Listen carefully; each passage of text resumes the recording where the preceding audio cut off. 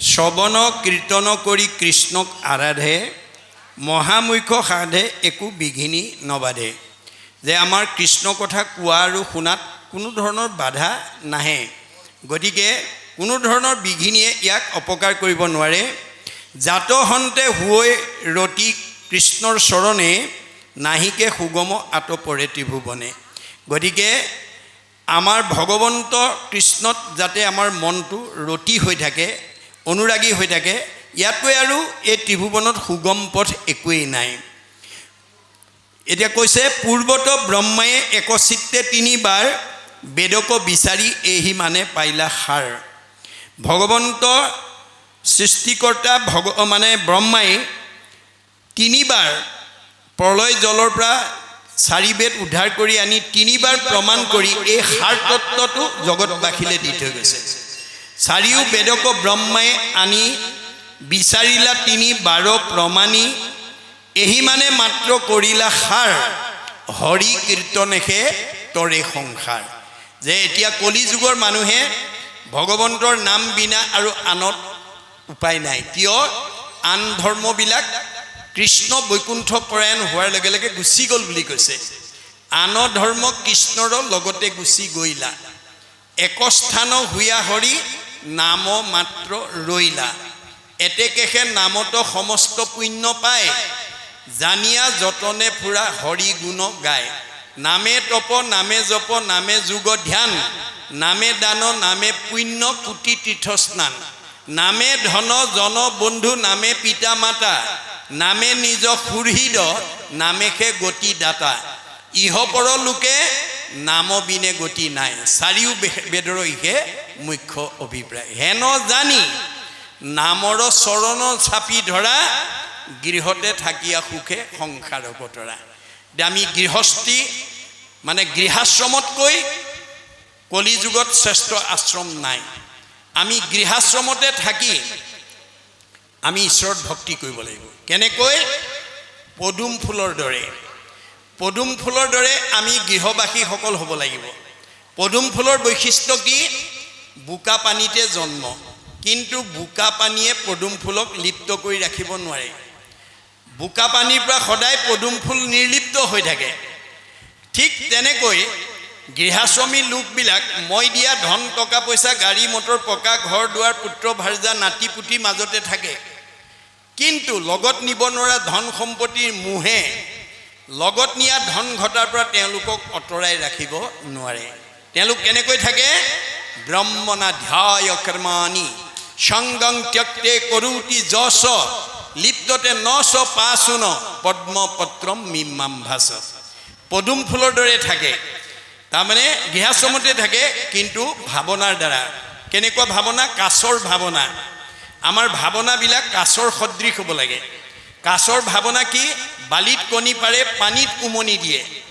বালিত কণী পাৰি পানীত উমনি দি ভাৱৰ দ্বাৰা বালিত কণী ফুটাই দিয়ে। যেহেন কচ্ছপে তৰে ডিম্ব পাৰি জল মাজে ফুকাৰয়, সেহি মাতে সন্তে বিষয়তে থাকি সদায়ে মোক চিন্তয়।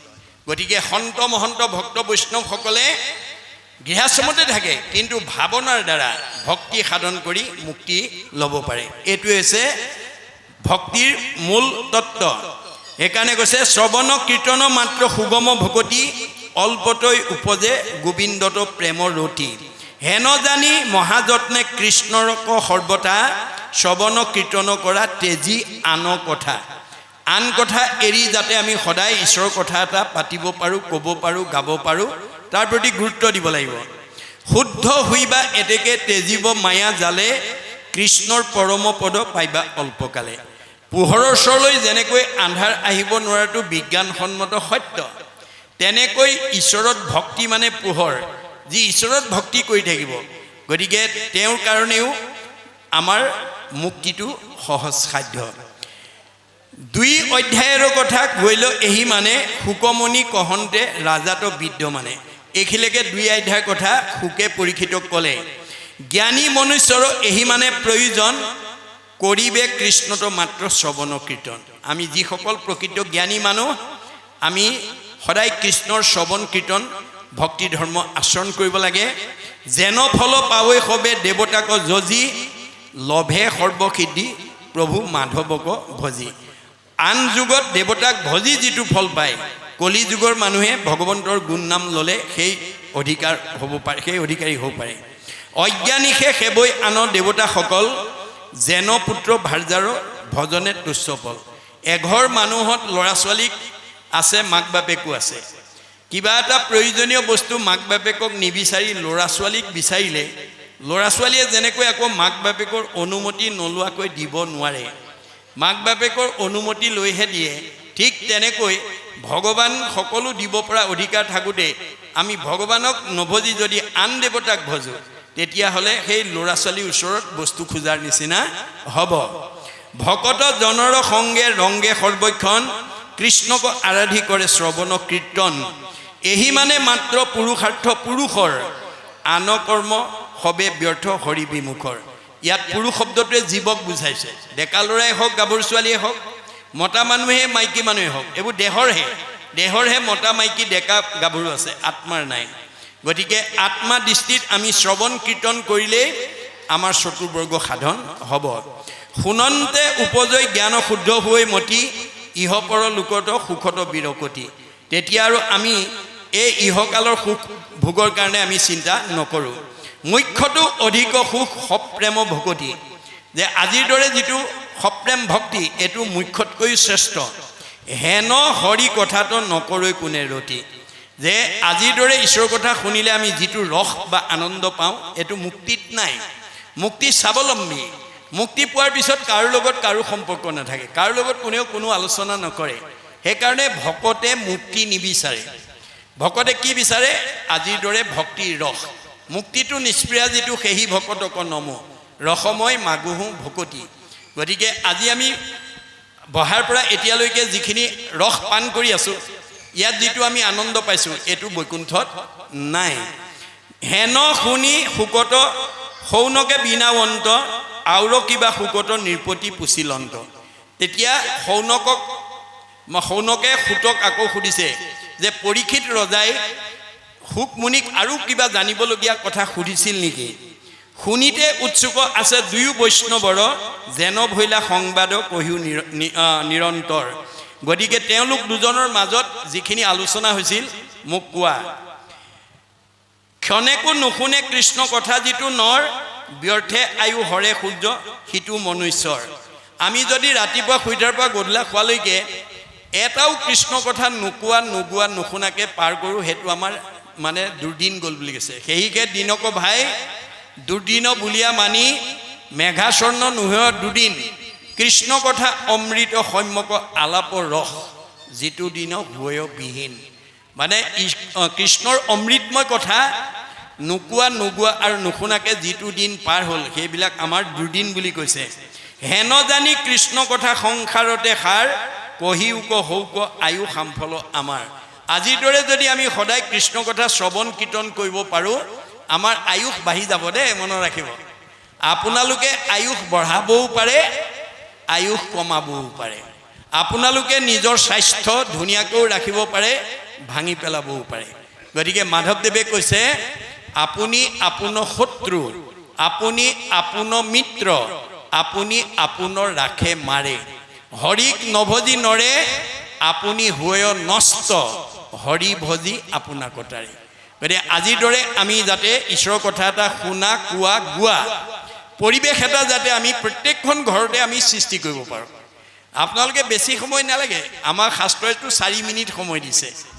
আমি আধা ঘণ্টা বা এঘণ্টা সময় ঘোষাৰ ওপৰত, কীৰ্তনৰ ওপৰত, ভাগৱতৰ ওপৰত, গীতাৰ ওপৰত আমি পৰিয়ালটো বহি মানে পঢ়িব জনা ল'ৰাটো বা ছোৱালীজনীক যদি ভাগৱত বা গীতা শাস্ত্ৰ পঢ়িবলৈ দিয়ে, তেওঁ এটা সাহস পাব, তেওঁ সুৰটো জানিবলৈ যত্ন কৰিব। যেতিয়া অৰ্থবিলাকৰ কথা মাজলৈ সোমাই যাব, দিনক দিনে তেওঁ ভক্তিমন্ত হৈ যাব। গতিকে আমি তৃণমূল ঘৰখনতো এই ধৰণৰ পৰিৱেশ আমি সৃষ্টি কৰিব পাৰোঁ। যাৰ কৰ্ণ পথক নগৈল দামোদৰ, কুকুৰ সদৃশ সিটো নিৰ্গত পামৰ। মানুহৰ জন্ম পায় ৰাতিপুৱা শুই উঠাৰ পৰা গধূলা শোৱালৈকে আমাৰ কাণেদি যদি এটা কথা নোসোমায়, মুখেদি যদি এটা কথা আমি নকওঁ, তেতিয়া আমাৰ জন্মটো কুকুৰৰ লগত তুলনা কৰিছে। কুকুৰৰ সদৃশ জীৱ।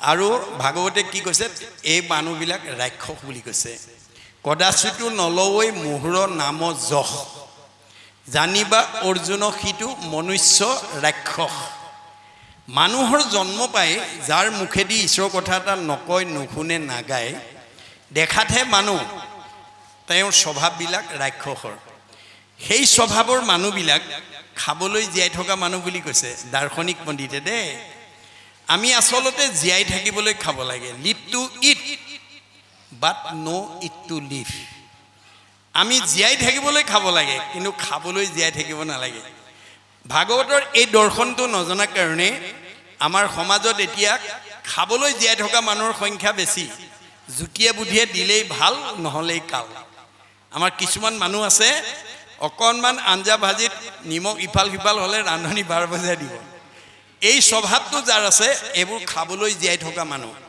খাবলৈ জীয়াই থকা পৰা আমি জীয়াই থাকিবলৈ খোৱাৰ স্বভাৱলৈ উত্তৰণ ঘটিব লাগিব যাৰ কাৰণে লক্ষী স্বয়ম্বৰত তেনেকুৱা স্বভাৱৰ স্বামীক নাকচ কৰিছে কাক দৈত্যগুৰু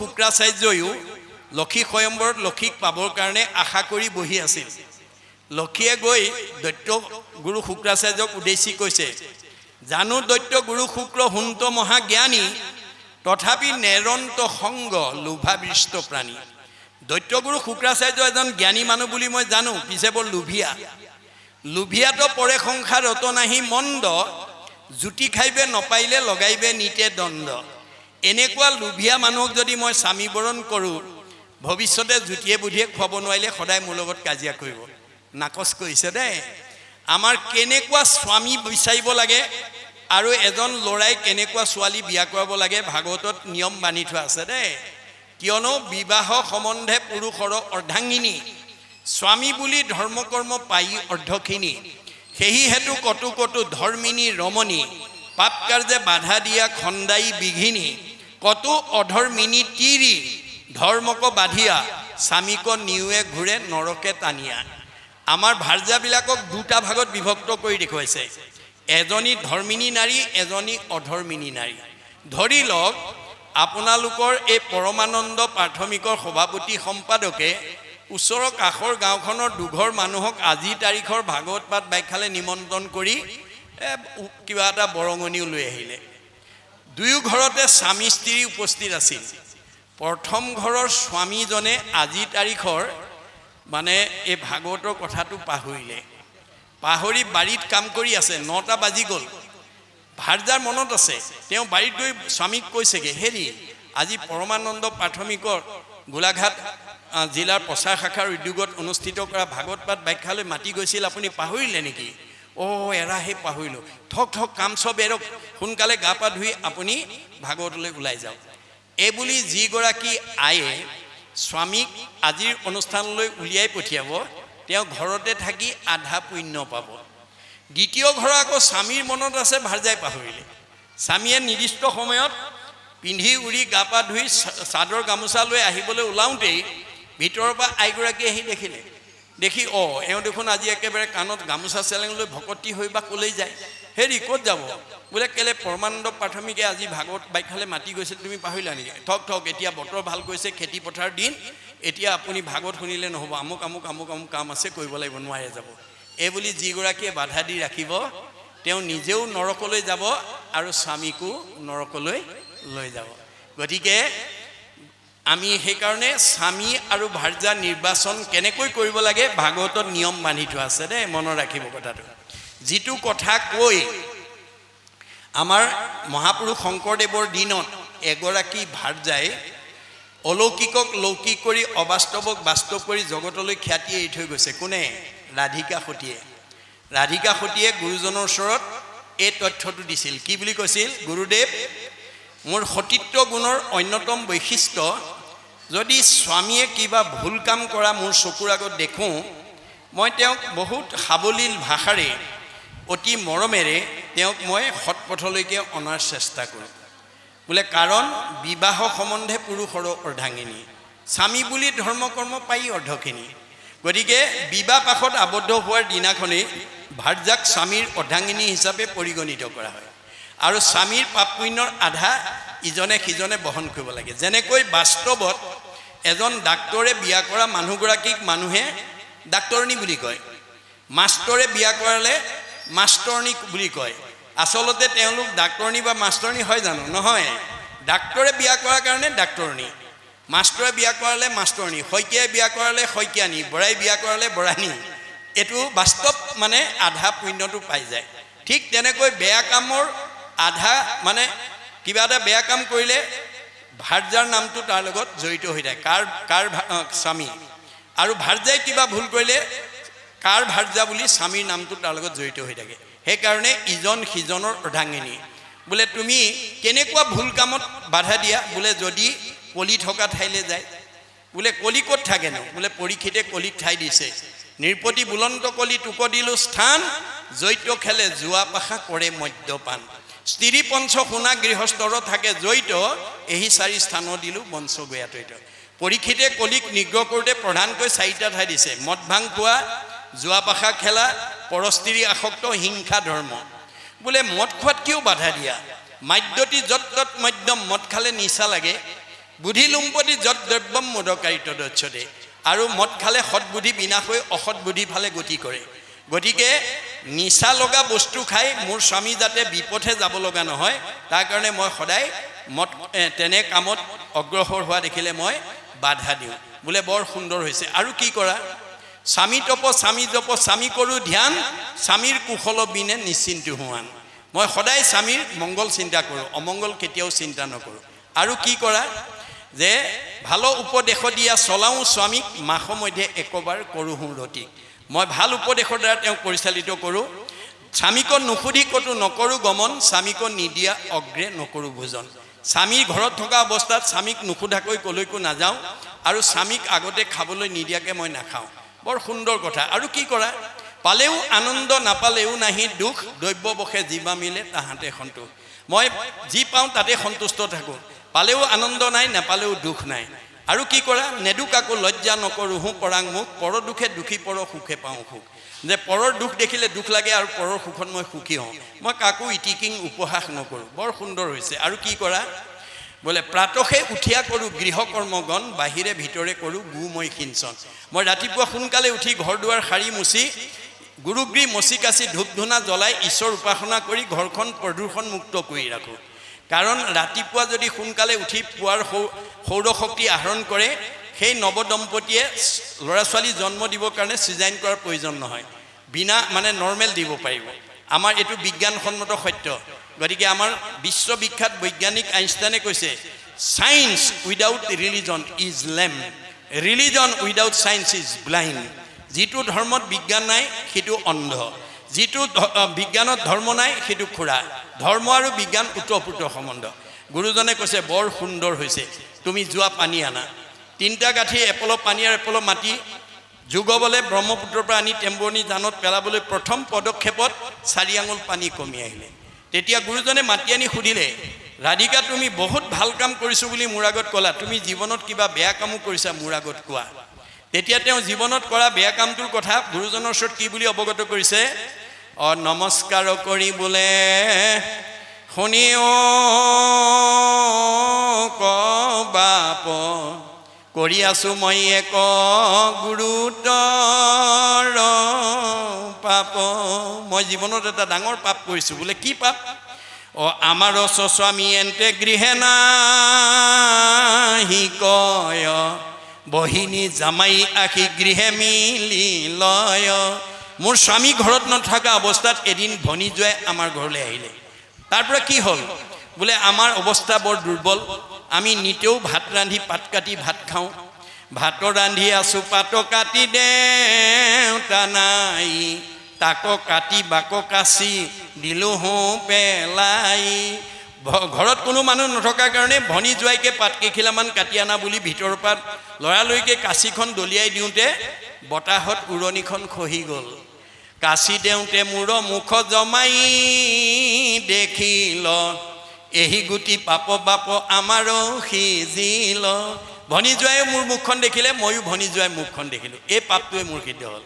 অৰ্থাৎ গুৰুজনৰ দিনত জেষা হুৱেকে ভনী জোৱাইৰ মুখামুখি হৈ বা ভনী জোৱাই জেঠাশহুৰ মুখামুখি হৈ কথা পতাৰ নিয়মটো কঠোৰ আছিল আজিকালি শিথিল হৈছে কিন্তু উৰণি প্ৰথাটো আজিও আমাৰ সমাজত বিদ্যমান হৈ আছে বিবাহ পাশত আবদ্ধ হ'লেই উৰণি ল'ব লাগে উৰণিটো হৈছে ভক্তিৰ প্ৰতীক আৰু জ্যেষ্ঠজনক সন্মানৰ প্ৰতীক এতিয়া গুৰুজনে ক'লে ঠিক আছে তোমাৰ হেতু দুখ মই খণ্ডন কৰিছোঁ তুমি পানী আনা দ্বিতীয়বাৰ আনিলে 4 আঙুল বেছি হৈ আহিলে তে 3টা কাঠি এপল পানী আৰু এপল মাটি যুগৰ বলে ব্ৰহ্মপুত্ৰৰ পৰা আনি টেম্বনি জানত পেলাই দিয়াৰ লগে লগে বুৱতী নদী বন্ধ হৈ গ'ল সেই অঞ্চলৰ ৰাইজ বানপানী কবলৰ পৰা উদ্ধাৰ হ'ল আজিও সেই জানটো শান্তি জান হিচাপে বৰদোৱাত পৰিচিত হৈ ৰ'ল গতিকে আইসকলৰ ইমান মাহাত্য আছে আইসকলৰ ভক্তিয়ে ঘৰখন উন্নতিও কৰিব পাৰে অৱনতিও কৰিব পাৰে আমাৰ মানে ঋকবেদত কৈছে যে যিখন ঘৰৰ আইসকল ভক্তিবান হ'ব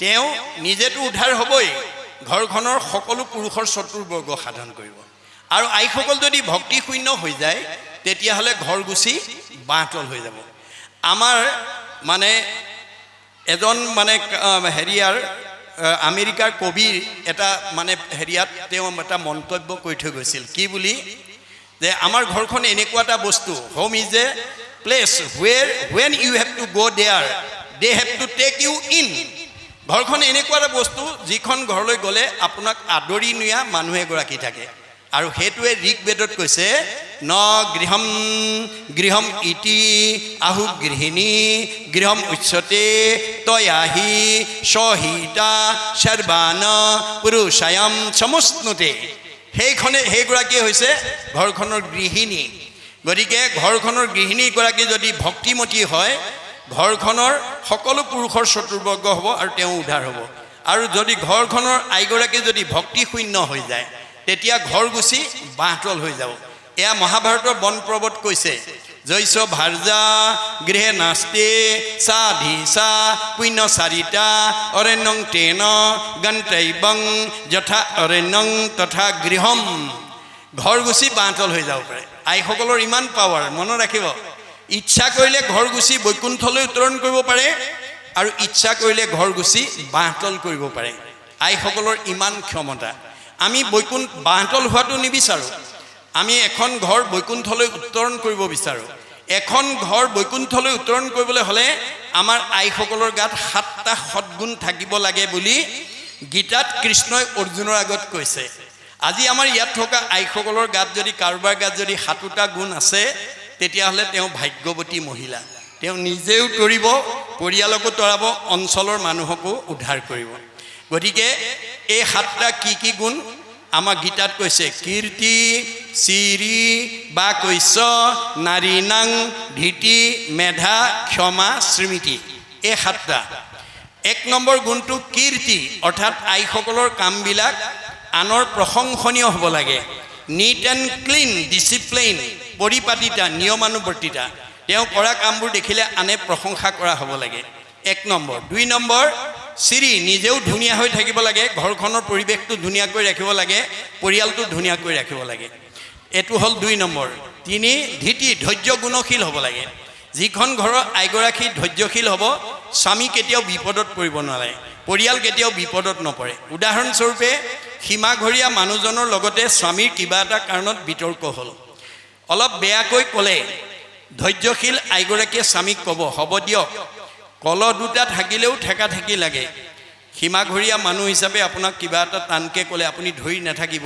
এৰি দিয়ক এই বুলি যদি বুজাই দিয়ে স্বামী শান্ত হৈ যাব তাকে নকৰি যদি ভাৰ্যগৰাকীয়ে যদি কয় সীমাঘৰীয়া মানুহ হিচাপে আপোনাক ইমান টান কথা ক'বলৈ ক'ত অধিকাৰ পালে ধৰক মাৰক এই বুলি যদি উচ্চতাই দিয়ে স্বামীৰ ভাৰ্যাৰ উচ্চতনিত যদি স্বামীয়ে গৈ সীমাঘৰীয়া মানুহজনক মাৰপিট কৰে দুইজনৰ জীৱনলৈ বিপদ নামি আহিব গতিকে আমাৰ আইসকলৰ ধৈৰ্য গুণটো শৈব্যাৰ নিচিনা হ'ব লাগে আমাৰ শাস্ত্ৰই সব নিয়মৰ কথা কৈ আছে দেই পদ্ধতিৰ কথা কৈ আছে যে শৈব্যাই ভাৰ্যাৰ লগত কোনো আলোচনা নকৰাকৈ সত্যত বন্দী হৈ বিশ্বামিত্ৰ ঋষিক সমস্ত ৰাজ্যধন দি দিলে অৱশেষত দক্ষিণা দিবলৈ হাতত পইচা নাই ঋষিৰ পৰা এমাহ সময় বিচাৰিলে ঋষিবৰ মোক এমাহ সময় দিয়া মই তোমাৰ দক্ষিণাটো যোগাৰ কৰি দিম বিশ্বামিত্ৰই ক'লে ঠিক আছে তোমাক এমাহ সময় দিছোঁ যোৱা তেওঁ এমাহ সময় লৈ ভাৰ্যা পুত্ৰক লগত লৈ তেওঁ মানে বাৰাণসী এখন উপবনত পলাই আছেগৈ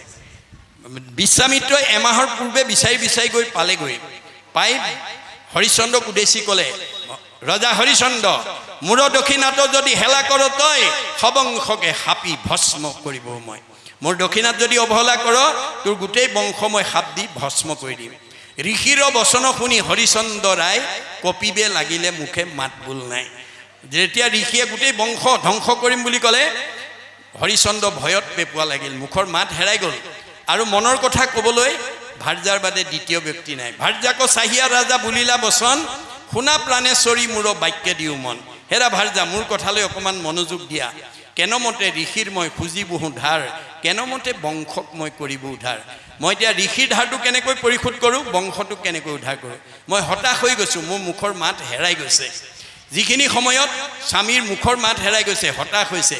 স্বামীক প্ৰেৰণা দিবৰ কাৰণে শৈবাই কেনেকৈ উত্তৰ দিলে, স্বামীৰ বচন শুনি শৈবা প্ৰাণেশ্বৰী, স্বামীক বুলিলা অল্প হাস্য কৰি। হাঁহি মাৰি উত্তৰ দিলে।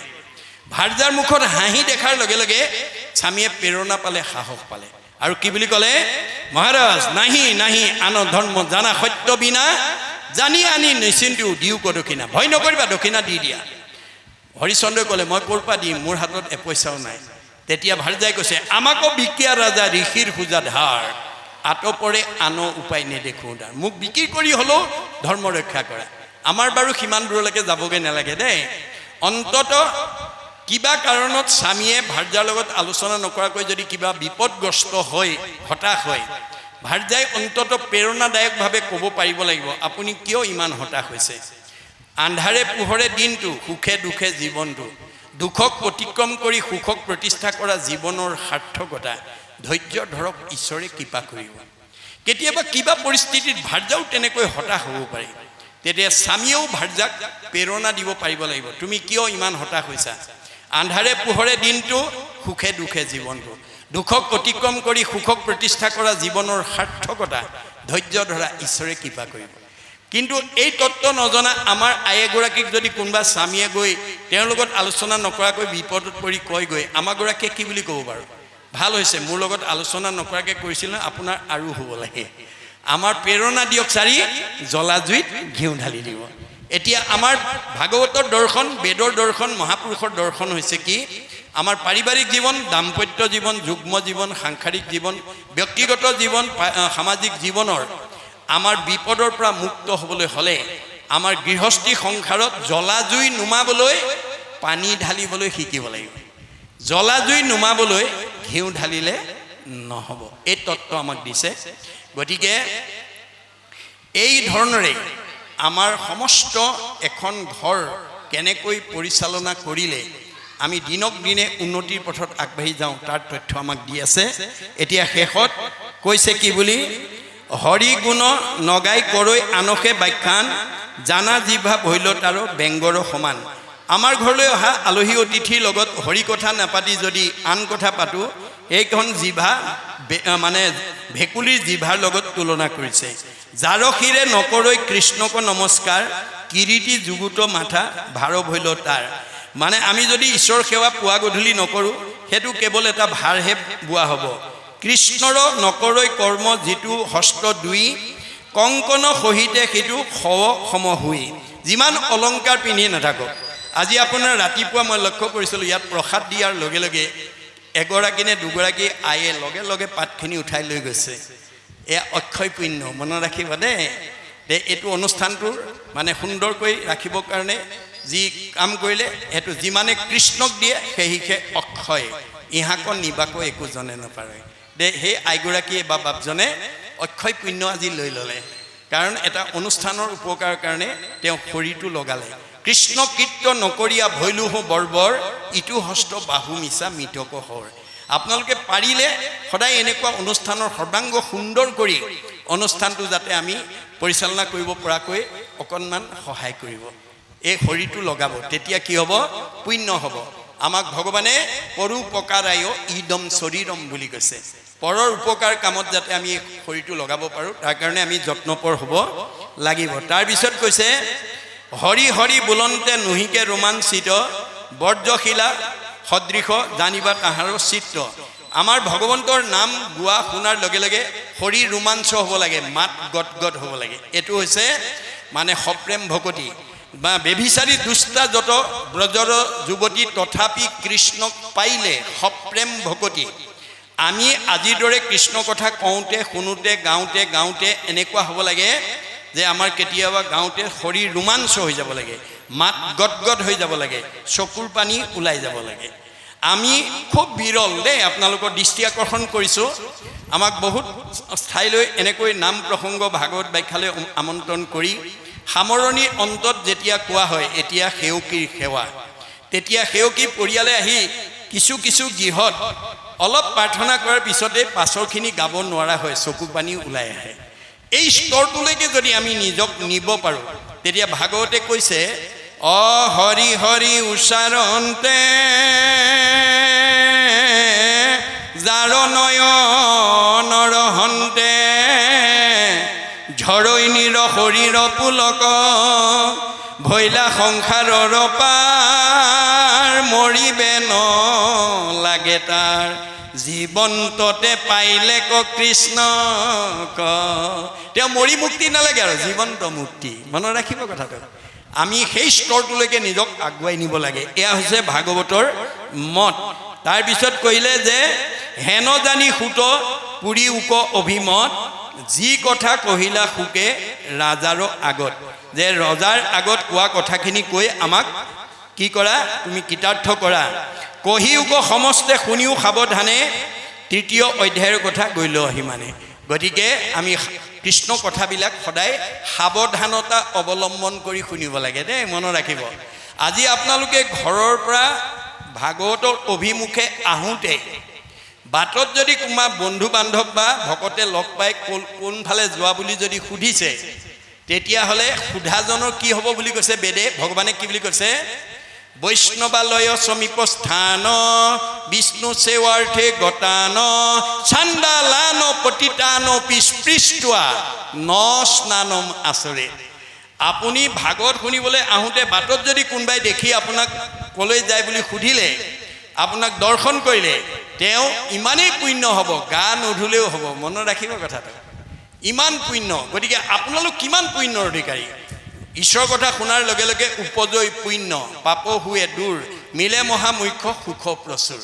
গতিকে আমি কৃষ্ণ কথা সাৱধানতাৰে শুনিব লাগে। কেনেকৈ শুনিব লাগে, অৰ্জুনক বেছ কৰি কৈছে, হে অৰ্জুন, জীৱনৰ যিটো দিনত যিটো মুহূৰ্তত তুমি মোৰ পৰম মংগল কথা শ্ৰৱণ কৰিবা সাৱধানেৰে, তোমাৰ দুগুণ পানৰ পৰা তুমি মুক্ত হ'ব পাৰিবা। অপৰম মংগল নাম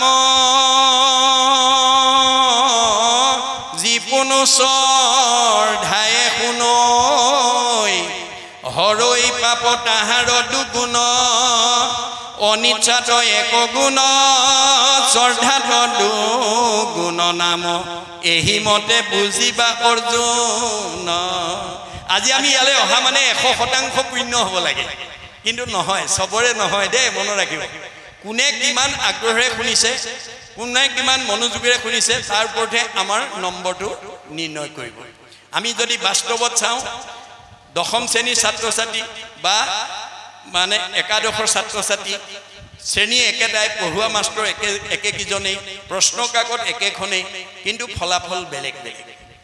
একেখন স্কুলতে একেটা শ্ৰেণীতে পঢ়ুৱা, একেকেইজন মাষ্টৰে পঢ়ুৱা, একেখন প্ৰশ্নৰ উত্তৰ লিখি ফলাফল বেলেগ বেলেগ। কোনোবাই ষ্টেণ্ড কৰে, কোনোবাই ডিষ্টিংশ্যন পায়, কোনোবাই ষ্টাৰ পায়, কোনোবাই লেটাৰ পায়, কোনোবাই ফাৰ্ষ্ট ডিভিজন, কোনোবাই ছেকেণ্ড ডিভিজন, কোনোবাই থাৰ্ড ডিভিজন, কোনোবাই ফেইল কৰে। ৰহস্যকত এই ৰহস্য ভেদ কৰিবৰ কাৰণে ছাত্ৰ ছাত্ৰীসকল ভাগৱত শুনিবলৈ আহিলে। ৰহস্যক জানে যিটো লোক সততে কীৰ্তন কৰে মুক ধৰি দৃঢ় ব্ৰত কৰি যত্ন বিপৰীত। গতিকে আমাৰ দাৰ্শনিক পণ্ডিতে কৈছে, মোৰ ইউ ৰিড মোৰ ইউ লাৰ্ণ। যি ছাত্ৰই বেছি অধ্যয়ন কৰিব সি বেছি জ্ঞান আয়ত্ব কৰিব, মধ্যম পঢ়াজনে মধ্যম জ্ঞান আয়ত্ব কৰিব, কম পঢ়াজনে কম জ্ঞান আয়ত্ব কৰিব। গতিকে তেওঁ অধ্যয়নৰ ওপৰতে ফলাফলটো নিৰ্ভৰ কৰিব। সেইকাৰণে বেদত কৈছে যে ছাত্ৰানাং অধ্যয়নং তপ। ছাত্ৰ জীৱনত অধ্যয়নেই আমাৰ তপস্যা হ'ব লাগে। আজি আমাৰ ঈশ্বৰৰ কথা শুনাটোতেই আমি গুৰুত্ব দিব লাগে, তেতিয়া আমি 100% পুণ্যৰ অধিকাৰী হ'ব পাৰিম। গতিকে যদি অন্যমনস্ক হৈ শুনে তেতিয়া পূৰা নম্বৰটো নাপায়। এই তথ্য আমাক দিছে। তাৰপিছত কৈছে শুনা সামাজিকজন ভাগৱত কথা মনুষ্য জন্মক ইটো নকৰীয়া বৃথা, যে চাৰিমুঠি জীৱৰ ভিতৰত মানুহে ঈশ্বৰৰ কথা শুনিব, ক'ব, গাব পাৰে। তে এই মানুহৰ জন্ম পাই পেলাই ঈশ্বৰৰ কথা নোকোৱা, নুশুনা, নোগোৱাকৈ যাতে আমি জীৱনটো পাৰ কৰিব লগা নহয়, তাৰ প্ৰতি আমাক আহ্বান জনাইছে। পুৰাণৰ সূৰ্য ইটো মহাভাগৱত, ব্যাস মহামুনি আকৌ কৰিলা মহত্ব। মানে নাৰদৰ পৰামৰ্শ মতে নাৰদে ব্যাসক ক'লে যে তুমি গোটেই জগতকে ভুল পথে পৰিচালিত কৰিলা, মানুহক হিংসা ধৰ্ম শিকাই দিলা, যাৰ কাৰণে মানুহবিলাক কেনেকুৱা স্বভাৱে লম্পট, বিষয়ত অনুৰাগ, স্বৰ্গ পাইব বুলি ৰংগে কাটে হংসচাক, হাঁহ ছাগৰ পাৰ বলি দিলে স্বৰ্গ সুখ পাবা বুলি ক'লে চব জপিয়াই পৰিল। ফলত কি হ'ল? সিজিলত তোমাৰো ঋষি পৰম অন্যায়, নাহি সুস্থ চিত্ত তব সেহি অভিপ্ৰায়। তুমি এই ধৰণে মানুহক বিপথে পৰিচালিত কৰাৰ কাৰণে তোমাৰ পাপ হ'ল, আৰু যাৰ কাৰণে তুমি এতিয়া এই অসুস্থতাত ভুগিব লগা হৈছে। এতিয়া ব্যাসে ক'লে উপায় এটা আছে। মূৰ উপদেশে কৰা ভাগৱত শাস্ত্ৰ, প্ৰচাৰক গোবিন্দৰ গুণনাম মাত্ৰ। তুমি এতিয়া ভাগৱত শাস্ত্ৰ প্ৰণয়ন কৰি এই 17খন পুৰাণত তুমি যি ভুল পথেৰে সমাজ পৰিচালনা কৰিলা, ভাগৱত সূৰ্য পুৰাণৰ দ্বাৰা তুমি তাক নৎসাত কৰি দিয়া। তোমাৰ হাতেৰে ৰোৱা পুলি তুমি নিজেই নিজৰ হাতেৰে উভালি দিয়া। আনে উভালিবলৈ গ'লে যদি জ্ঞানী গণে তাকো কৰে নিবাৰণ, আউৰ তাৰ বচন নমানে একোজন, বোলে উপালম্ভ কৰি বচন খণ্ডিত, ব্যাসতো অধিক পঢ়িল এহেন্তে পণ্ডিত। গতিকে তোমাৰ বিৰোধ কৰিবলৈ গ'লে মানুহে ক'ব এওঁ আকৌ ব্যাসতকৈও পণ্ডিত আহিল, এই বুলি ক'ব। গতিকে এতিয়া তুমি নিজেই ভাগৱত প্ৰণয়ন কৰি ভাগৱতৰ দ্বাৰা 17খন পুৰাণত যি ভুল পথ দিলা নৎসাত কৰি দিয়া, নহ'লে বিকল্প নাই। হেন শুনি ব্যাসে কৰিলন্ত ধ্যান, হৃদয়তে কৃষ্ণক দেখিলা বিদ্যমান। লগে লগে ধ্যানত বহিলে আৰু কৃষ্ণক দেখা পালে। কেনেকৈ? বাম পাশে মায়া দক্ষিণত ভক্তি মাও, দেখি ব্যাস ঋষিৰ ৰোমাঞ্চ ভৈল গাও। মায়ে বান্ধন্ত ভক্তি মাও মেলাৱন্ত, দুহানটো মধ্যত আছা ভগৱন্ত। আমাৰ সকলোৰে হৃদয়তে ভগৱন্ত আছে, কিন্তু পথ দুটা দিছে, এটা বাওঁ এটা সোঁ, এটা আগম এটা নিগম, এটা প্ৰবৃত্তি এটা নিৰ্বৃত্তি, এটা সকাম এটা নিষ্কাম, এটা সগুণ এটা নিৰ্গুণ। আমি কোনটো পথে যাব লাগিব? এতিয়া ব্যাসে দেখিলে বাওঁ পথে ফালে যোৱাবিলাক, অৰ্থাৎ আগম শাস্ত্ৰৰ মতে আপুনি আজি তাৰিখত চলিব পাৰিব, কিন্তু আপুনি অহা যোৱা কৰি থাকিব লাগিব। পুনৰপি জনমম পুনৰপি মৰমন হৈ থাকিব লাগিব। মানে আপোনাক মায়ে বান্ধি পেলাব, ভগৱন্তৰ ওচৰলৈ যাব নিদিয়ে। গতিকে আমি ভক্তি মাৰ্গতে অৰ্থাৎ ভাগৱত শাস্ত্ৰ মতেদি আমি নিজক চলাব লাগিব। আমাৰ নিজৰ মংগল আমি নিজে কামনা কৰিব লাগিব, আনে কৰিব নোৱাৰে। আপোনাৰ পৰিয়ালটো আপুনি ভাল কৰিব লাগিব, আপোনাৰ সমাজখন আপোনালোকে ভাল কৰিব লাগিব, আপোনালোকৰ ঘৰখন আপোনালোকে ভাল কৰিব লাগিব, আনে কৰিব নোৱাৰে। আৰু কেনেকৈ ভাল কৰিব লাগিব ভাগৱতে তাৰ সিদ্ধান্ত দিছে, আনৰ কথা শুনিব নালাগে। গতিকে আৰু অন্তৰ্গত পৰমাৰ্থ কথা যত, মই মাত্ৰ জানো নাৰদৰ প্ৰসাদত। তে শুকে কৈছে যে এই তোমাক কোৱা কথাখিনি মই পিতাদেউৰ মুখৰ পৰা জানিছোঁ। মুতহন্তে মহামুনি শুকে জানি লন্ত, আৰু মোৰ পৰা শুকে জানিছে। ব্যাসে কৈছে মোৰ পৰা শুকে জানিছে। বিদুৰে ইহাক জানন্ত কি নজানন্ত, বিদুৰে জানে নে নাজানে মোৰ সন্দেহ। টীকা ভাষ্য চাই মহাবুদ্ধিৰ প্ৰভাৱে, কেহুজনে আৰু তত্ত্ব অৰ্থক নাপাবে। মই নিজৰ মতে নহয়, টীকা ভাষ্য চাই এই কথাখিনি ইয়াত লিপিবদ্ধ কৰিছোঁ। বৈকুণ্ঠৰ শাস্ত্ৰ কৃষ্ণ মুখৰ বচন, আমি যিখিনি কথা ইমান পৰে শুনি আছোঁ কৃষ্ণৰ মুখৰ বাণী, তাক বেদবাণী বুলি কয়। যাক বেদ কহে সেইটো ঈশ্বৰৰ সাক্ষাৎ, ঈশ্বৰৰ শুনতে যিটো হুয়া আছে যাত। এতিয়া ভাগৱত হৈছে ঈশ্বৰৰ মুখৰ বাণী, ই শাশ্বত ই সনাতন। মানুহ জাতি থকালৈকে পৃথিৱী থকালৈকে ভাগৱতৰ কথা আমাৰ জীৱনত খাটি থাকিব। গতিকে শুদ্ধভাৱে লৈলে যিটো কৃষ্ণত শৰণ, ভকতিৰ প্ৰসাদ নিৰ্মল যাৰ মন। আমি মানে শুদ্ধভাৱে এক ঈশ্বৰত শৰণ ল'ব লাগিব আৰু ভক্তি কৰি আমাৰ মনটো শুদ্ধ কৰিব লাগিব। শিশি মহাজনে আৰু তত্ত্বক জানই, ভাগৱত পুৰাণৰ পঢ়িলোঁ নিশ্চয়। এক ঈশ্বৰত শৰণ ল'ব লাগিব, আৰু তত্ত্বখিনি আমি ভাগৱতৰ পৰা জানিব লাগিব, শুনিব লাগিব। গতিকে অন্য মানুহে ইয়াৰ তত্ত্ব নাপায়। জানিয়া কৃষ্ণত কৰা একান্ত ভগতি, কলিযুগে কৃষ্ণ নাম কীৰ্তনেশে গতি। আমি কলিযুগৰ মানুহ হিচাপে ঈশ্বৰৰ শৰণ লৈ ভগৱন্তৰ নাম লোৱা বিনে আৰু আমাৰ গত্যন্তৰ নাই। এতিয়া আমি এতিয়া দাপৰ আৰু ত্ৰেতা বা মানে সত্য যুগৰ নীতিৰে ধ্যান যজ্ঞ পূজা কৰিলে নহ'ব। কৰিব পাৰিব কিন্তু ফল নাপাব। মানে আন প্ৰকাৰে যদি মোক ভক্তি কৰে তেতিয়াহ'লে নাপাব। মানে কপিলে মাকক কৈছে, সমস্ত ভূততে মই আছোঁ সৰ্বক্ষণে, ইহাংক অৱজ্ঞা আতি কৰে যিটো জনে, বেদমন্ত্ৰে প্ৰতিমাটো কৰে অৰ্চন, নোহে কিছু ফল মাত্ৰ সবে বিড়ম্বন, পৰশৰী ৰত মোক বিদ্বেষ কৰয়, যদি পূজে তভু তাৰ চিত্ত শান্ত নয়, প্ৰাণীক উপেক্ষা কৰি পূজে মূঢ়মতি, নোহে ফল কৰে যেন ভস্মত আহুতি, প্ৰাণীক নিন্দিয়া মোক যিজনে পূজয়, তাতো মই তুষ্ট নহওঁ জানিবা নিশ্চয়। প্ৰাণী হিংসা কৰি মোক পুজিলে মই কেতিয়াও তাত সন্তুষ্ট নহওঁ। এতিয়া মাকে ক'লে তুমি কেনেকৈ সন্তুষ্ট হ'বা? অৱজ্ঞা, উপেক্ষা, দেশ, নিন্দা পৰি হৰি, তেবে মোক ভজিবেক ভক্তি ভাৱ কৰি। আজিৰ দৰে ঈশ্বৰৰ কথা শুনি ঈশ্বৰক ভজিব লাগিব। বোলে অন্য প্ৰকাৰে ভজিলে, অন্যথা পুজিলে মোক ফলক নাপায়, স্বৰূপ কৰিয়া মই কহিলোঁহো আই। খাটাং কৰি দিছে। মাকক কোৱাৰ চলে আমাৰ মানৱ জাতিক কৈছে, কোনো মানে সমাজক উদ্দেশ্যি নহয়, গোটেই মানৱ জাতিৰ কাৰণে এই তথ্য দিছে। তাৰপিছত কৈছে, বিশ্বামিত্ৰ পৰাশৰ আদিমণিগণ, জলবায়ু পত্ৰ মাত্ৰ কৰন্ত ভোজন, কামিনী জনৰ মুখ পদ্মসুললিত, দেখি তাৰা সবু ভৈলে কামে বিমোহিত। এতিয়া তোমালোকে চোৱা, আগৰ বৈদিক যুগত ঋষিমুনিসকলে ঘৰ দুৱাৰ এৰি, ল'ৰা তিৰোতা এৰি গছৰ তলত বদৰিকাশ্ৰমত নিৰিবিলি স্থানত গৈ নিৰ্গুণ নিৰাকাৰ ব্ৰহ্মক একান্ত মনে ধ্যান কৰি যুগ যুগ মানে গছৰ পকা পাত আৰু বায়ু ভক্ষণ কৰি সিদ্ধি সাধন কৰিছিলে, কিন্তু ইন্দ্ৰিয়ক জয় কৰিব নোৱাৰিলে। বিশ্বামিত্ৰ ওলাই গৈয়ে মেনকাৰ প্ৰেমত পৰিল, পৰাশৰ মুনি ওলাই গৈয়ে মৎস্যগন্ধাৰ প্ৰেমত পৰিল।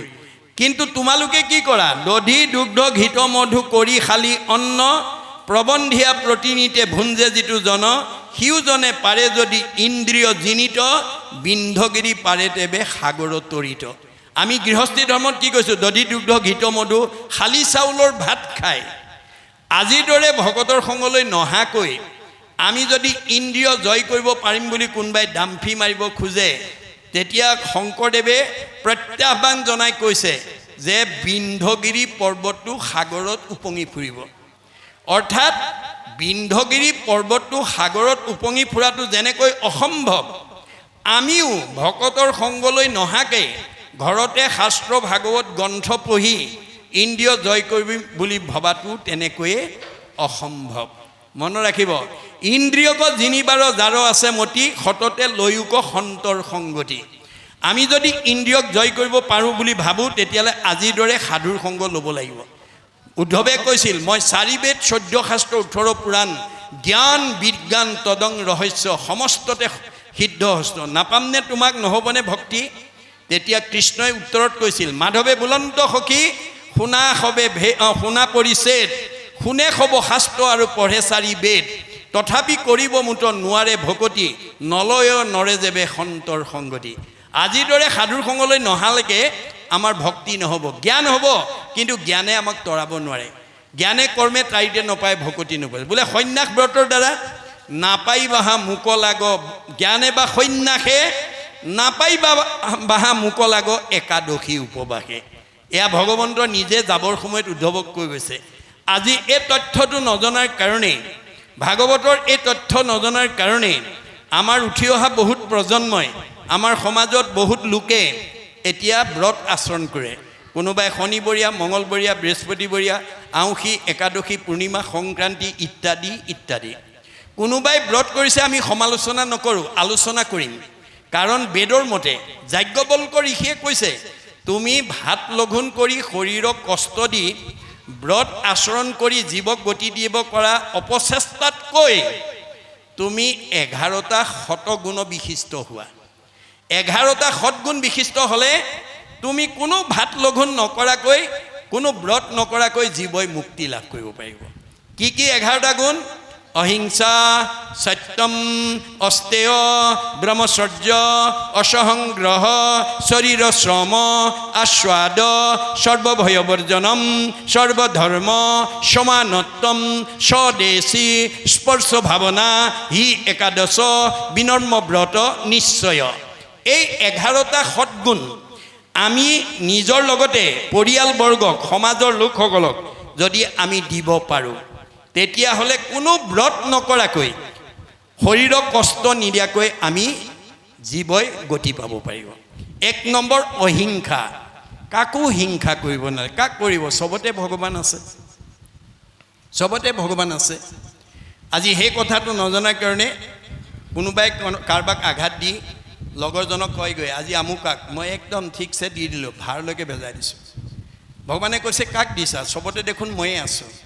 মোকে দুখ দিবা, মোকে আঘাত দিবা, মোকে অন্যায় কৰিবা, মোকে ঠগিবা, আকৌ মই তোমাক ভালে ৰাখিব লাগে? নহয়, ভাগৱত শুনি এই স্বভাৱটো এৰিবা, নহ'লে তোমাৰ কৰ্মই তোমাকে বান্ধিব।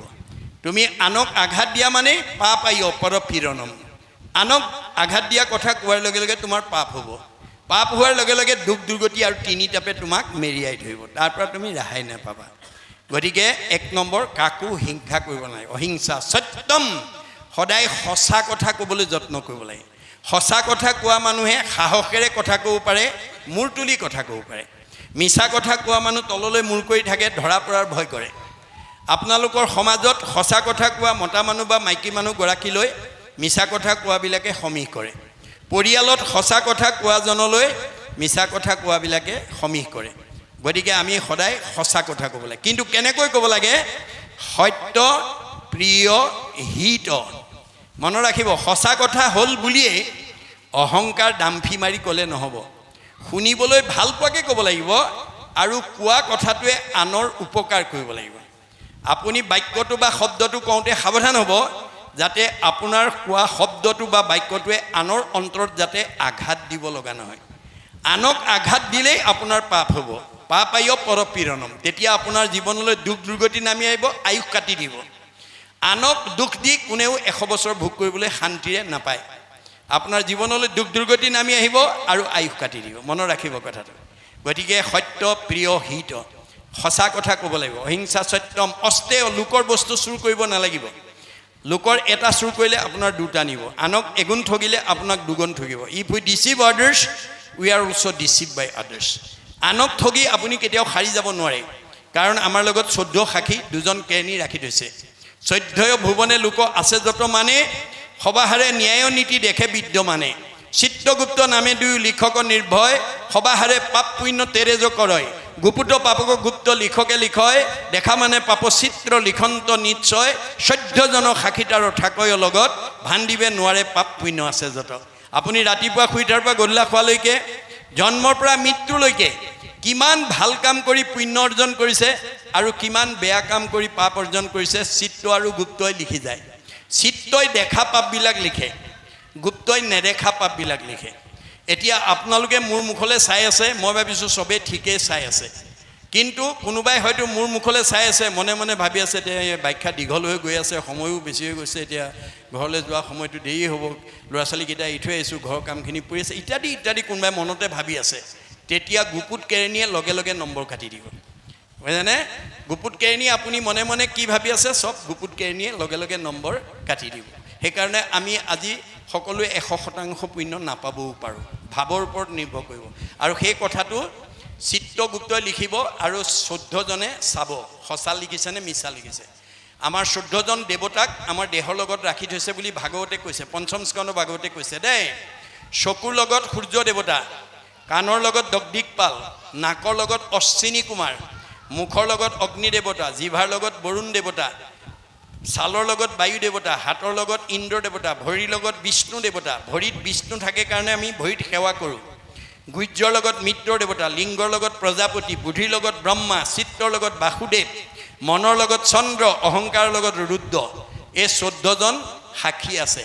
মাধৱদেৱে ঘোষাত লিখিছে, তুমি মোক ভাণ্ডা তোমাকো মই ভাণ্ডু, 14 সাক্ষীক ভান্দিবা কোনো উপায়। এই 14 জনক আমি ঠগিব নোৱাৰোঁ। সেইকাৰণে আমি সদায় বেয়া এৰি ভাল ল'বৰ কাৰণে ভাগৱত শুনিবলৈ আহিব লাগে দেই।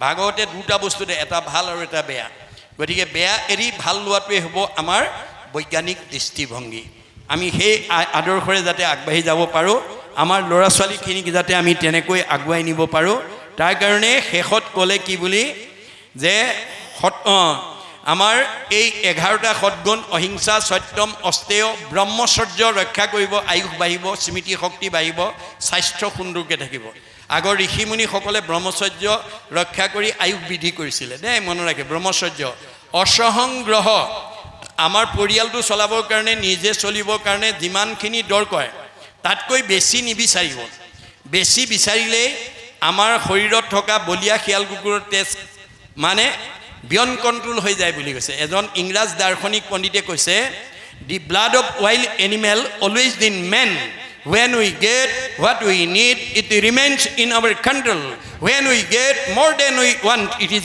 out of control যে আমাক যিমানখিনি প্ৰয়োজনখিনি যেতিয়ালৈকে পাই থাকিম তেতিয়ালৈকে আমাৰ বলিয়া শিয়াল কুকুৰৰ তেজটো কণ্ট্ৰোল হৈ থাকে আমি আৱশ্যকতকৈ যেতিয়া বেছি পাই যাম বা বেছি বিচাৰিম তেতিয়া আমাৰ বলিয়া শিয়াল কুকুৰৰ তেজ বিয়ন কণ্ট্ৰোল হৈ যাব আজি আমাৰ সমাজত অনাচাৰ বেভিচাৰ ভ্ৰষ্টাচাৰ হত্যা লুণ্ঠন ধৰ্ষণ কোনবিলাক মানুহে কৰিছে সৰ্বসাধাৰণে নহয় যিবিলাকে আৱশ্যকতকৈ বেছি বিচাৰিছে বা যিবিলাকে আৱশ্যকতকৈ বেছি পাইছে সেইসকলৰ দ্বাৰাই এনেকুৱা ধৰণৰ অসামাজিক কৰ্মবিলাক হৈ আনকো অনিষ্ট কৰে নিজেও অকালতে জীৱন এৰিব লগা হয় তে অসহংগ্ৰহ শৰীৰৰ শ্ৰম আমি শাৰীৰিক পৰিশ্ৰম কৰিব লাগে তেতিয়া শৰীৰৰ যিবোৰ শিৰা উপশিৰা সবল হৈ থাকে বেমাৰে সহজে আক্ৰমণ কৰিব নোৱাৰে বেদৰ এই তত্ত্বটো নাজানি এতিয়া আমাৰ বহুত মানে কোৱালিফাইড মানুহ বহুত জনা শুনা মানুহে বহুত প্ৰটিনযুক্ত বস্তু খাই বেলি দুপৰলৈকে শুই থাকে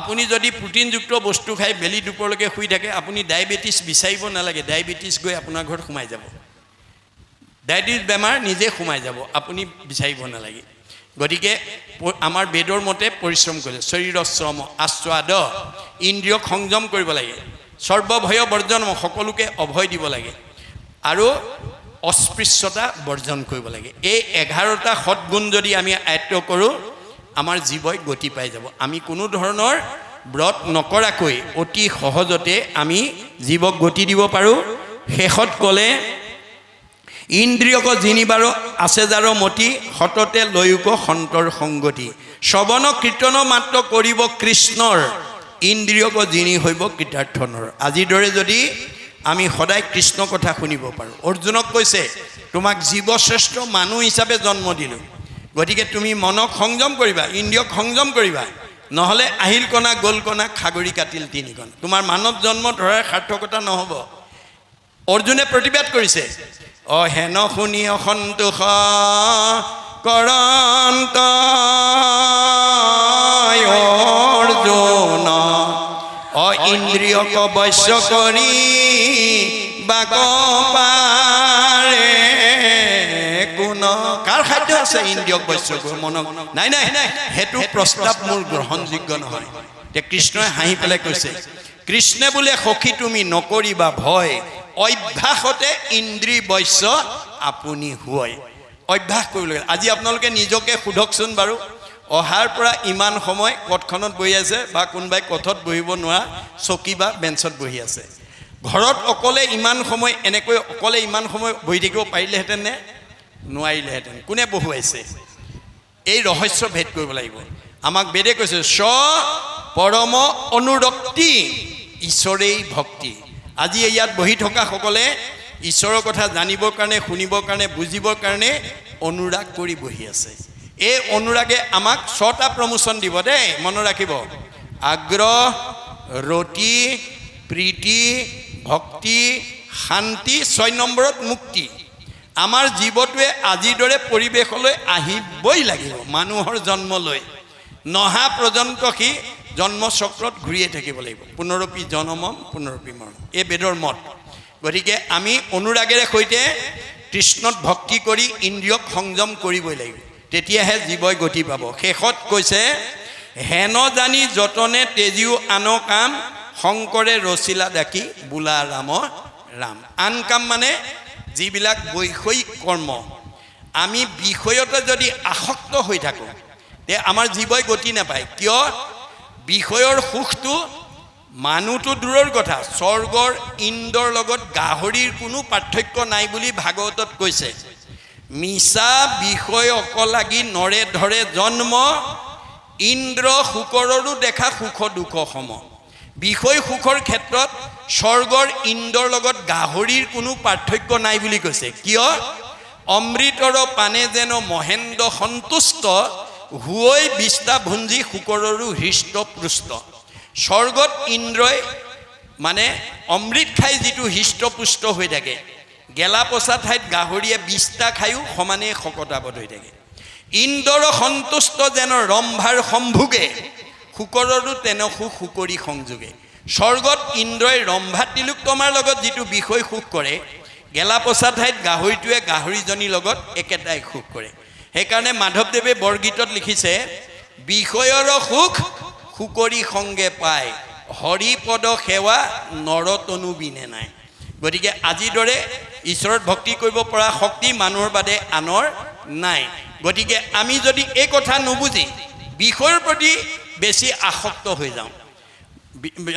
তেতিয়াহ'লে আমি ঈশ্বৰক পাব নোৱাৰোঁ বিষয়ত আতি আসক্তি ভৈল যাৰ কৃষ্ণক পাইবাৰ আশা নিবৰ্তিলতাৰ যি মানুহে লগত নিব নোৱাৰে ধন সম্পত্তি ইন্দ্ৰিয় সুখ ভোগৰ প্ৰতি আসক্ত হৈ যায় হেতু জীৱই কৃষ্ণক পাব নোৱাৰে কেনেকৈ উদাহৰণ দিছে যেন বায়ু বস্ত্ৰ নিয়ে পশ্চিমে উৰুৱাই পূবকো খেদিলে জানো সিটো বস্ত্ৰ পায় আপোনাৰ বতাহে আপোনাৰ গামোচাখন পশ্চিম ফালে উৰুৱাই নিছে সেইখন পাবৰ কাৰণে যদি আপুনি পূব ফালে দৌৰি থাকে কোনবা দিনা জানো সেইখন গামোচা পাব নাপায় ঠিক তেনেকৈ আপুনি যদি ভক্তিৰ বিপৰীতে বিষয়ৰ প্ৰতি গৈ থাকে কাম ক্ৰোধ লোভ মোহ উত্তম বিষয় ইহাক চেদিলে হৈব দৃঢ় পৰিচয় ইয়াৰ পৰা আমি ওলাই আহিব পাৰিব লাগিব কাম ক্ৰোধ লোভ মোহে মোহিত সকল নাপাইবে উদ্ধাৰ সখী সত্যে যাইবে তল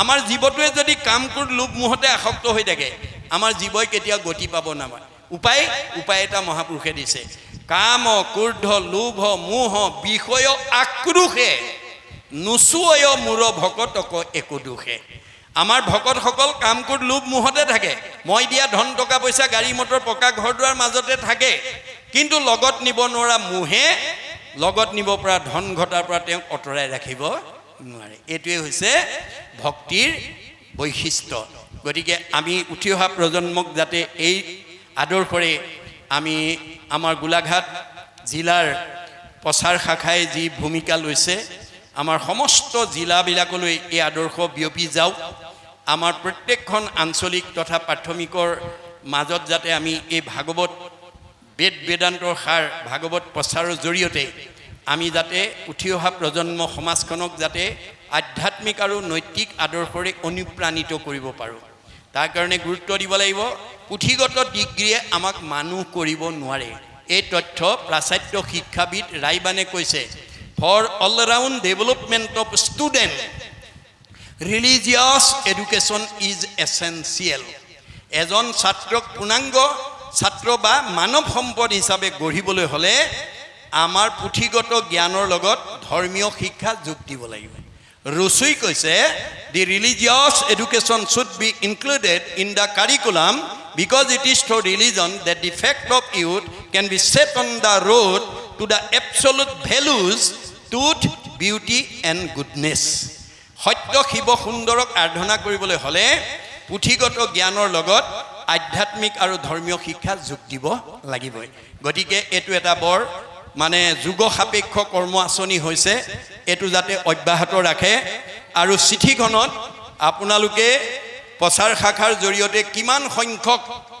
আজিলৈকে এই আলোচনা চক্ৰ হৈছে ইয়াত লিপিবদ্ধ কৰি যাব এই কাৰণেই যাতে আজি যিকেইজন বিষয়ববীয়াৰ উদ্যোগত এই কাৰ্যসূচী সফল ৰূপায়ণ হৈছে তেওঁলোক হয়তো সদায় নাথাকিব সেই বিষয় বাবদ গতিকে উঠি অহা প্ৰজন্মই আপোনালোকে প্ৰস্তুত কৰা কাৰ্যসূচীখন চায়েই যাতে আমাৰ অগ্ৰজসকলে এই আধ্যাত্মিক আৰু মানে ধৰ্মীয় আঁচনিটো কিমান দিনৰ পৰা কিমান সংখ্যকভাৱে আমাৰ জিলাখনত আঞ্চলিক আৰু প্ৰাথমিকবিলাকৰ মাজত প্ৰচাৰ কৰিছে সেইটো যাতে জানিব পাৰে আমাৰ মানে জৰ্জ বাৰ্নাৰ্ড শ্ব'ই এটা কথা কৈছিল show me a book I shall at once tell you about the history of the nation তোমালোকে মোৰ হাতত এখন কিতাপ তুলি দিয়া মই গোটেই জাতি সত্তাটোৰ কথা তোমালোকক কৈ দিম কিয় where there is a book behind a man there is a man behind a book এখন কিতাপত এটা জাতি সত্তা এখন কিতাপত অন্তৰ্নিহিত হৈ থাকে